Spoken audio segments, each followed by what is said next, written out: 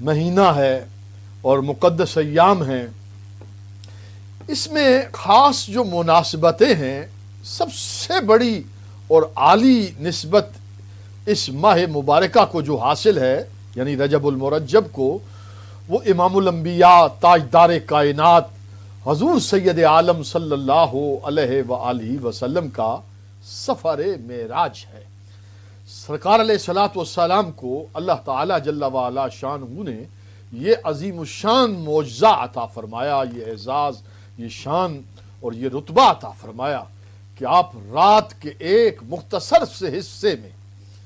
مسجد حرام سے مسجد اقصیٰ تک اور پھر بیت القدس سے سرکار نے آسمانوں کا نہیں بلکہ لا مکان کا سرکار نے سفر فرمایا،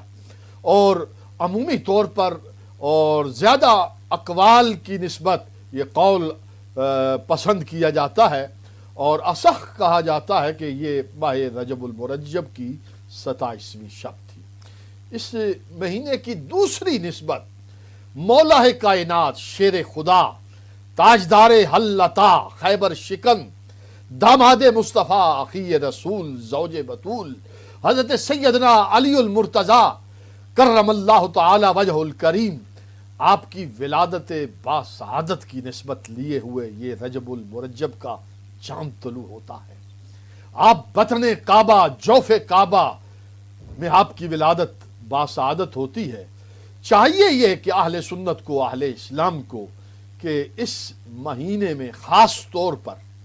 حضرت سیدنا علی المرتضیٰ کے فضائل، آپ کے مناقب اور آپ کا مقام اور آپ کا رتبہ، آپ خلیفہ چہارم ہیں، آپ کو یہ اعزاز و مرتبہ و شان حاصل ہے کہ خلافت راشدہ میں آپ چوتھے خلیفہ ہیں، آپ اہل بیت اطہار میں شامل ہیں، آپ پنج تن پاک میں شامل ہیں، حضور کے گھرانے سے آپ کا تعلق ہے۔ آنکھ کھلتی ہے مولا کائنات کی تو جوف کعبہ میں نظر پہلی پڑتی ہے تو رخ مصطفیٰ پر، چہرہ والضحیٰ پر۔ آپ کے مقام، آپ کے مدارج بے شمار ہیں، کتب احادیث کے اندر سینکڑوں روایات ہیں،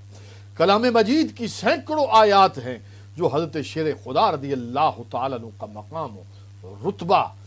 امت مسلمہ کے سامنے ظاہر و باہر کرتی ہے۔ چاہیے یہ کہ آپ کا مقام اور رتبہ اہل علم بیان کرے، چونکہ آپ کا شہادت کا دن جو ہے وہ 21 رمضان المبارک ہوتا ہے، اور عمومی طور پر ماہ رمضان المبارک میں اہل اسلام مشغول ہوتے ہیں، روزے کی عبادت میں، صلاۃ التراویح میں، دیگر بہت ساری مصروفیات ہوتی ہیں، تو خصوصی طور پر چاہیے تو یہ کہ ان موقعوں پر بھی، یعنی 21 رمضان کے موقع پر بھی خوب جتنا ممکن ہو سکے آپ کے فضائل و مناقب بیان کیے جائیں، لیکن بہرحال یہ موقع بھی رجب المرجب کا ہے کہ آپ کے فضائل و مناقب بیان کیے جائیں۔ ناظرین محترم، ہمارا یہ پروگرام